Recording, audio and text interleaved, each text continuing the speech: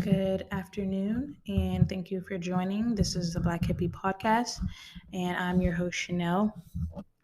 And hopefully, you had a great day or a great weekend, great week whenever you start listening to this episode.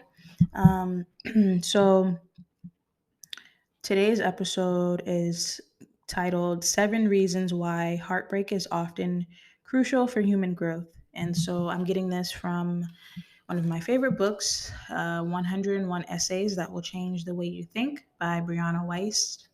And hopefully this is helpful to someone. And keeping in mind that heartbreak doesn't always have to be romantic. It can be friendship, platonic, anything that your heart was tied to. I would say, and so let's see what it says.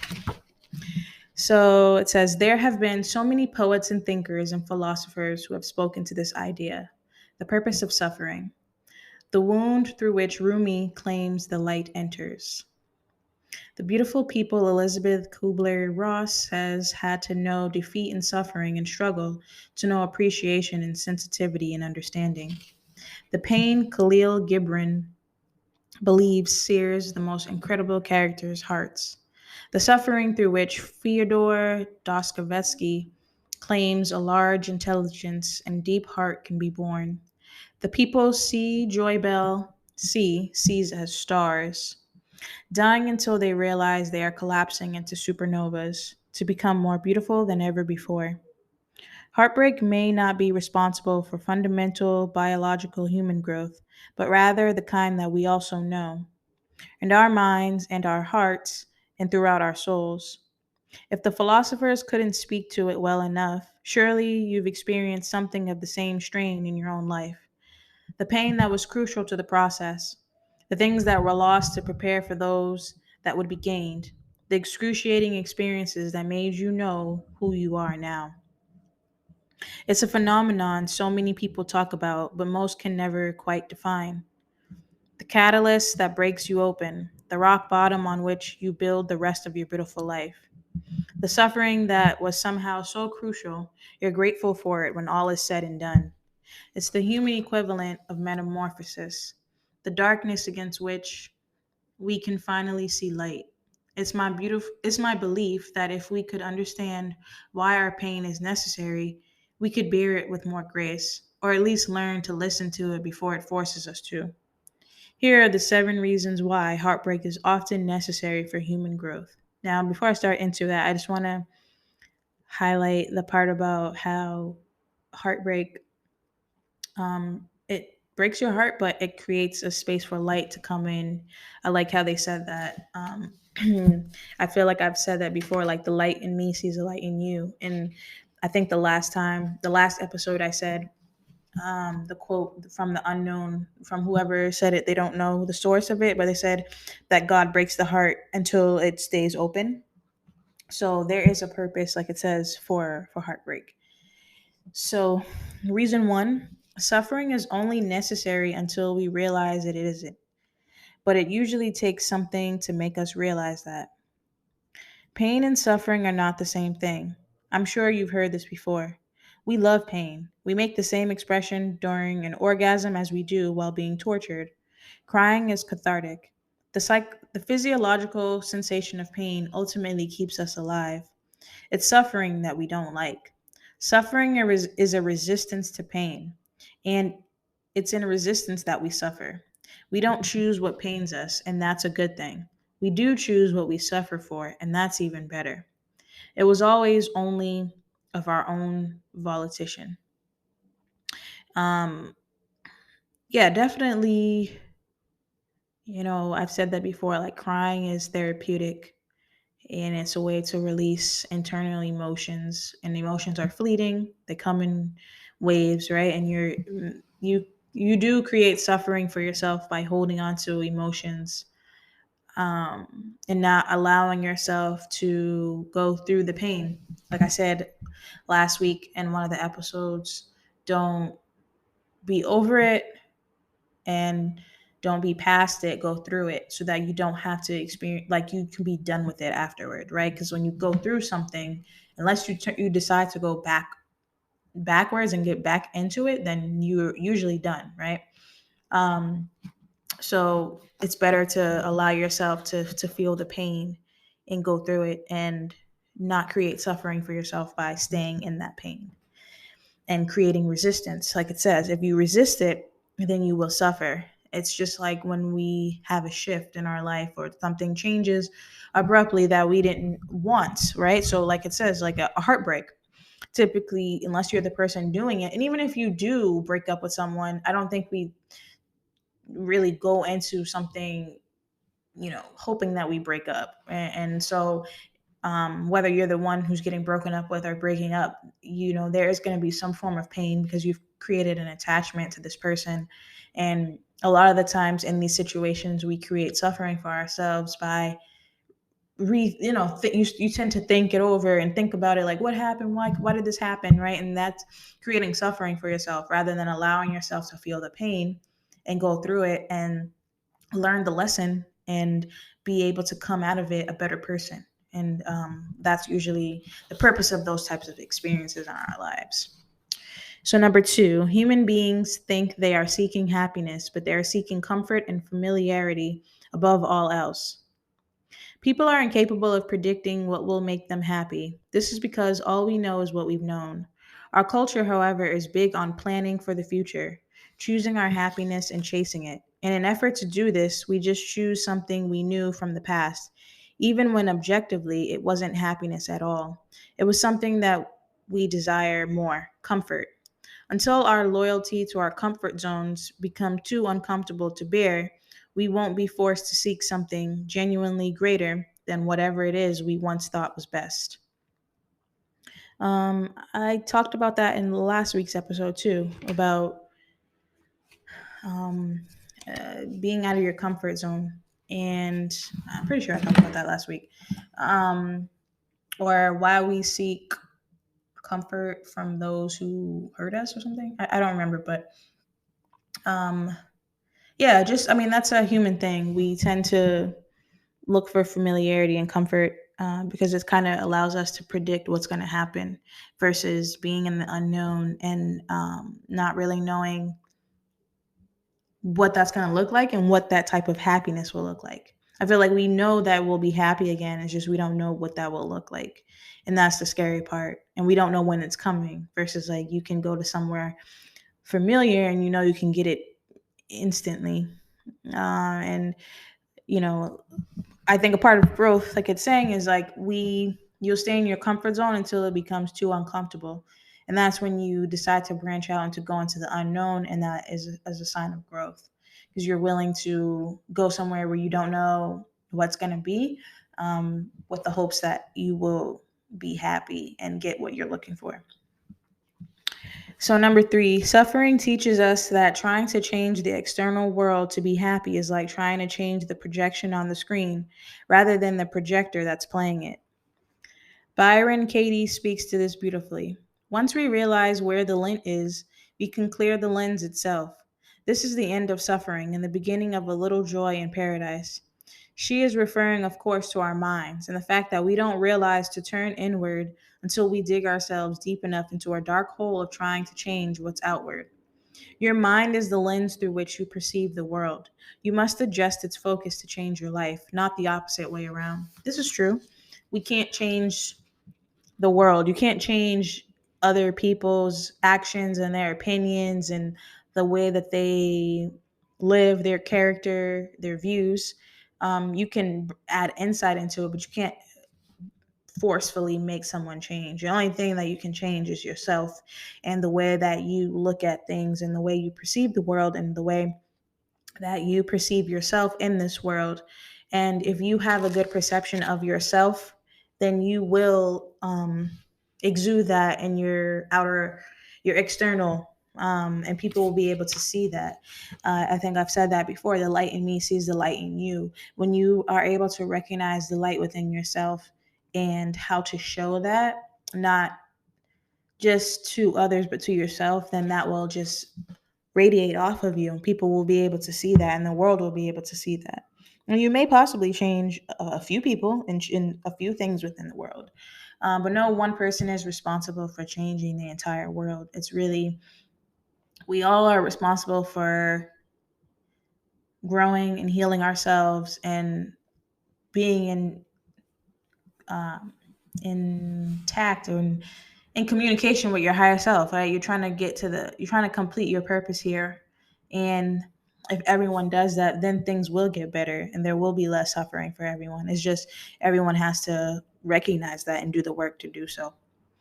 Number four, often suffering comes to us in the form of a breakdown, which is really just a breakthrough that we haven't seen the other side of yet. Through learning that sometimes, oftentimes, we don't know what's best for us, and yet somehow our subconscious, instinctive selves do. I'm not claiming to know that there's a necessarily a divine intervention responsible, but I am claiming to know that many times, even in my own life, I somehow knew it was time to break my own heart for the sake of something greater, even though I didn't know what the greater thing was at the time. I definitely agree with that. Sometimes your ego will allow you to stay in a situation that is breaking you down and creating suffering for you because it's not matching what your heart desires. And your subconscious, which is, I feel, inside to your soul, knows that this is not for you and that there is something greater out there for you that matches exactly what you need and what you're looking for. And so you have that battle between ego and soul of wanting to stay in the comfort zone, and then also the other part of saying this is not for us and we have to go, and like there's something greater out there. And I think that the suffering that we choose to be in, when we stay somewhere that we don't belong, it tends to grow. And so then it grows to a point where you have the option to say, do I want to stay in this, or do I want to go to somewhere where I don't know? Because I feel like everyone has experienced that, where you're like, all right, this isn't working, and I feel like there is something out there. You have that gut feeling, but you just don't know where it is, what it looks like, how to get there, when it's coming, anything. You don't really know anything about it, but you have that gut feeling. And I feel like once you recognize the gut feeling one time, that's your intuition, it's just going to keep growing bigger and bigger and keep tapping on your shoulder until you get the strength or the curiosity to just try, right, and be brave and just try something. Or sometimes, because we're working on divine timing, sometimes it can get to a point where you don't have a choice anymore. You're just going to be pushed into it. So it's really our choice of what type of suffering do you want. Do you want to be pushed into something and suffer, or do you want to just take a risk and have less suffering possibly, and go to where it is ultimately you need to be? And number five, a capacity to feel joy must be balanced by a capacity to know pain. Our world is born of and exists because of duality. This is a fundament of our natural world, but it's also important to see in our own lives. The truth is that the greater capacity you have for darkness is as much contrast through which you can see light. The yin yang of our emotional selves is always in balance. It truly just depends on what perspective we choose to view things through. Both are equally available to us. The choice is always ultimately ours. So, yeah, I think it's like it's saying, like, you can't really avoid pain. You can't really sometimes avoid joy. And there's duality between the two, and you just really have to create the balance for yourself between them. We're going to have situations and experiences that create joy, and there's going to be experiences that create pain, but through both you have experiences that allow you to grow and learn a lesson about yourself and about others and how the world works, and how to um, recognize the light within yourself even in the dark, and also how to recognize the darkness with yourself even in the light. Everyone has darkness in them and everyone has light in them. It's up to you to tap into both and figure out where they are and what that looks like, and how to exert that into this world. um I feel like that's all I will say about that fact. Number six, pain is a signal that something's wrong. Suffering is what happens when we don't heed it. Physiologically, of course, this is true, but it's even more true emotionally and mentally.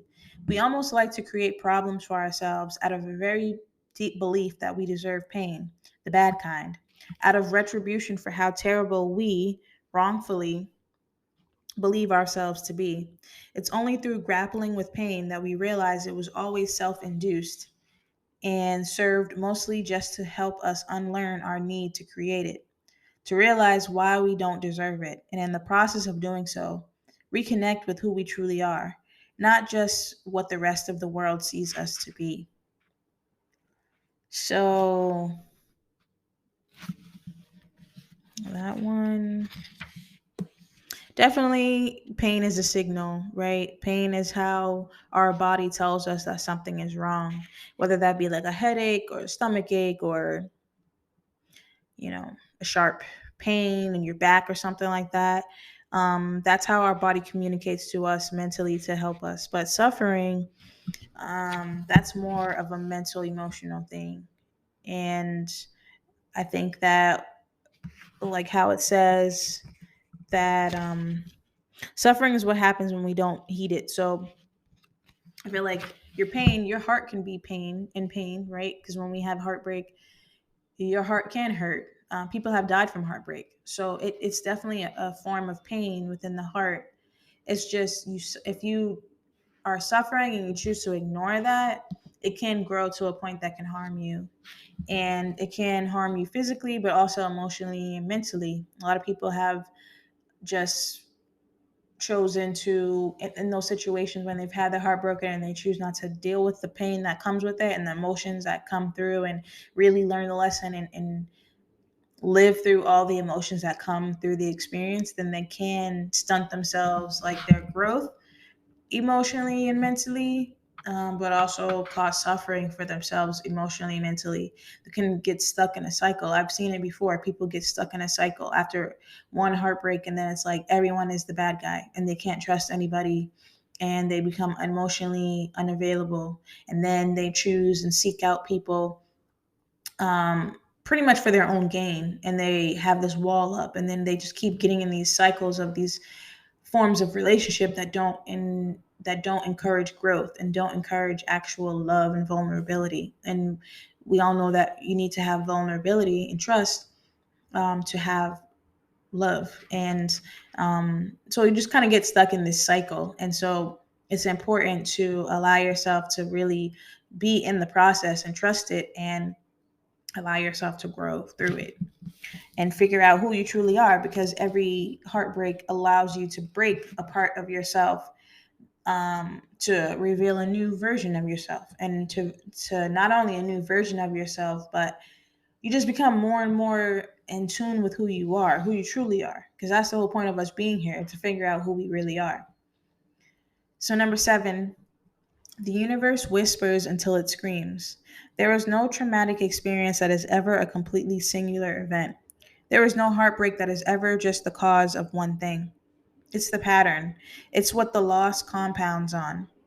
It's the final hit that breaks us open, the moment when we realize that we know what was true all along, though something prevented us from heeding the calls early on. That is what we break through when we break open. How beautiful to live in a body and world that allows you to explore the darkness, but pains you when it's time to come back. How wild that nobody tells us about this until we're in it or already almost too far gone. So, yeah, I mean, the universe will tell you those when you when you first get to know someone, and that's that you hear all the time on the internet, like pay attention to red flags and pay attention to your intuition when you're getting to know someone new or you're trying to enter into a relationship with someone. Pay attention to how they treat themselves, how they treat you. How does it make you feel internally and emotionally, mentally, physically? Just do you feel safe and spiritually also? And so that's the universe typically whispering to you like yay or nay, right? Like this is the right person for you or this is not right for you. And so it's up to you to pay attention to that and to take heed, and you can be cautious and go slower, or you can choose to walk away, or you can choose to just ignore it and keep going into it. But I feel like if something is really, really not for you, um, the universe will just start getting louder and louder and sending you more and more signals and just speaking to you louder and saying like, please avoid, like, red alert, like this is not right. And sometimes when we ignore all those signs, we're just going to end up putting ourselves in a lesson. And then sometimes, depending on how long you stay in this type of situation, you're essentially just holding yourself back. But at the same time, I feel like God gives us grace. And so he might allow you to stay in a situation for a certain amount of time and figure it out on your own. Like, this is not right. And so, until that gets to a point where it's like, all right, you really have to go. Like, you really can't stay in this any longer. And a lot of times it's a way for us to show that we have grown as a person. And so a lot of the times the universe is waiting on us to make that decision for ourselves. The universe doesn't want to have to step in and tell us like, never, like, you have to go, like pushing us into a space where you have no choice but to leave something behind or to grow from something. It's looking for you to be tap into your subconscious and realize what is for you and what isn't for you, and to really know who you are so that you can be clear on those signals and make the right choice for yourself. And so that should be the goal. After experiencing, different relationships and different heartbreaks, that you learn each time how to recognize things that don't work for you, how you learn to recognize feelings that you gain from certain experiences and people, and how it's not for you. And you'll just know when something is right for you versus when something is wrong. And a lot of the times we do ignore those feelings, whether it be because we want to make this person or thing fit into what we're looking for, or we don't want to be alone, or we don't want to grow, or sometimes we just don't want another no. um, and so it's really just up to you. Like, how do you want to live, and how do you want to have these experiences? Do you want to keep dealing with um heartbreak, or do you want to learn from your heartbreak so that you don't have to deal with that anymore, and you can just be with the person and then with a relationship that is right for you, where your heart can grow rather than break? And so it's hard, it's not easy, especially in today's society with dating. Is just really, there's so many, culturally it's changed so drastically, and there are so many different opinions and views and people that use social media and dating apps, and just, it's a wild place. And so you really have to know who you are when you get into dating and in love. And I think that if you're able to know who you are and stand strong in that, and have a vision of what it is that you're looking for, and don't stop until you find that, and be okay with being by yourself and being able to provide yourself with what it is that you're looking for from someone else, until you come across someone who can match what you can do for yourself. And that is just a way that I feel is a way to avoid heartbreak for yourself. But also, don't be afraid of heartbreak, right? It's a duality, because it's something that we don't want, but it's something that sometimes we just really need. And I feel like I've said this before, like, when you're looking to be in love and you're open to being in love, and when you're in love, you're taking a risk. And so it's not always going to turn out the way you want it to be. It's going to turn out how it's supposed to be. And keeping that in mind, and don't necessarily hold back, have boundaries, have standards for yourself, and take your time. But at the same time, don't have a wall up and prevent yourself from having the full on experience, because you don't know what the end story is going to be. So, keeping all that in mind, heartbreak is inevitable, but it's a growing experience that everyone has dealt with and will deal with, and it's crucial for human growth. So just roll with it. um, and just keep growing as a person. So hopefully that was helpful to someone that might be dealing with heartbreak, might just dealt with heartbreak, or maybe it's coming, I don't know. But either way, you'll get through it, you'll be fine. Allow yourself to don't suffer too long. Don't allow yourself to suffer in it. Just grow through it and come out a better person. and be ready for the next relationship for yourself. And in the meantime, take care of you, practice self-care, and love on you, and learn what that looks like for yourself. So that's all I have for this episode. If you haven't already, subscribe to the podcast at Black Hippie Lounge. You can follow me on Instagram and Twitter and TikTok at Black Hippie Lounge. You can check out my website. It's in the link within my bio. And hopefully you have a great rest of the weekend and beginning of the week. As always, I'm your host, Chanel. This is Black Hippie Lounge. Meditate, manifest, invest in you. Meditate, manifest, invest in you. Join me on my spiritual journey as I elevate myself and like-minded listeners to a higher level mentally, physically, and spiritually. Thank you for listening. This is Black Hippie Lounge, and I am your host, Chanel.